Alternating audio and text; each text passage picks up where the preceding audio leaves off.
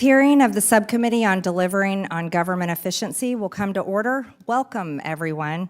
Without objection, the chair may declare a recess at any time. I recognize myself for the purpose of making an opening statement. Good morning and welcome to another DOGE Subcommittee hearing where we will highlight more abuses of your tax dollars. The left has funneled hundreds of billions of federal tax dollars through non-governmental organizations, NGOs, to push destructive policies and line the pockets of their friends and allies. This NGO scheme demonstrates massive waste and abuse of federal resources. Today's hearing will bring transparency for the American people. We will expose the corrupt ties that bind left-wing NGOs, Democrat elected officials, Democrat political appointees, and the deep state bureaucrats who write grants and contracts. Corrupt backdoor deal-making has exploited the taxpayer purse to achieve policy ends opposed by the very Americans forced to fund them.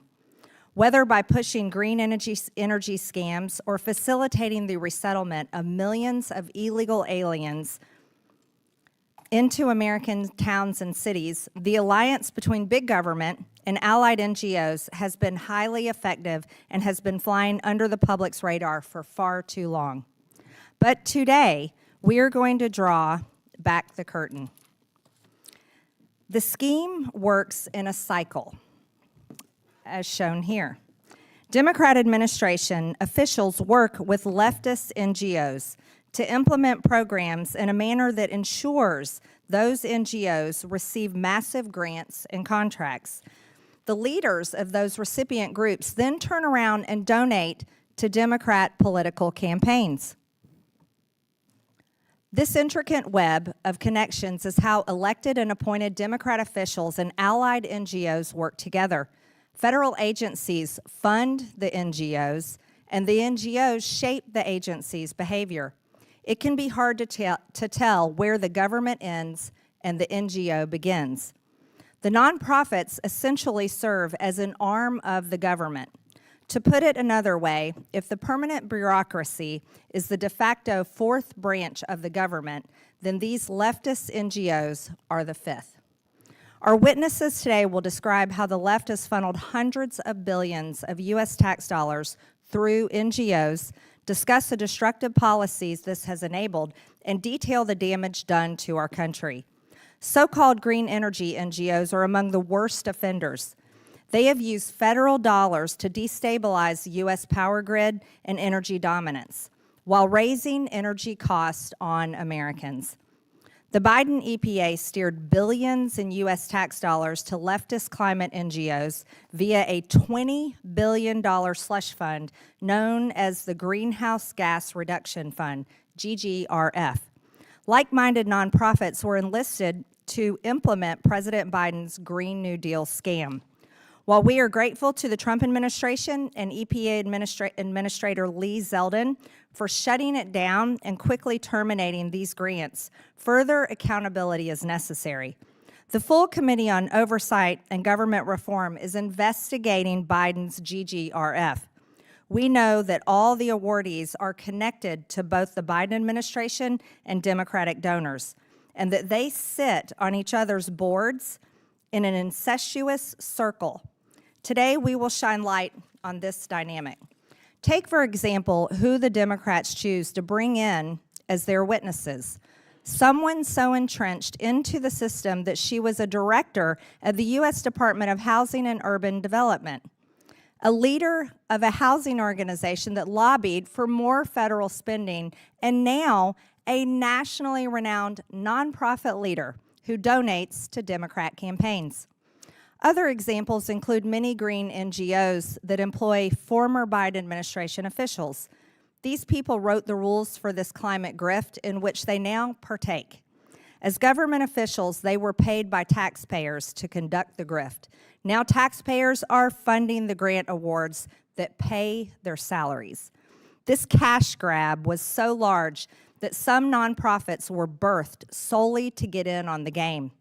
One newly created nonprofit, Power Forward, received an astonishing $2 billion from Biden's EPA despite having just been formed. Power Forward is now part of a network tied to Rewiring America, which employs Stacey Abrams, the twice-failed Democrat candidate for governor in Georgia, and voting rights activist. After all, however, she would have been a good hire given her history of running her own nonprofit, which spent $3.2 million on campaign resources instructing voters to support her campaign, all of which are prohibited actions for nonprofits.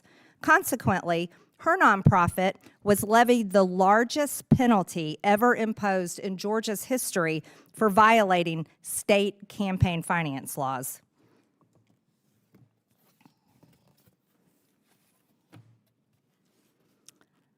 This is the circle of life. Climate and energy is just one area where the entrenched bureaucrats and political appointees have partnered with NGOs to do the left's bidding. Illegal immigration is another. Federally funded NGOs have egregiously abused tax dollars to fund the invasion at our southern border by providing housing, transportation, legal services, and more to shepherd illegal aliens across our border and settle them in our country. These NGOs support the cartels in their mission to invade our country. Under the guise of assisting migrants, these groups have placed criminal networks, dangerous gangs, and human traffickers into American towns and cities. Think about this. The American people's hard-earned taxpayer dollars have been used to literally import rapists, murderers, and terrorists from around the world straight into our communities.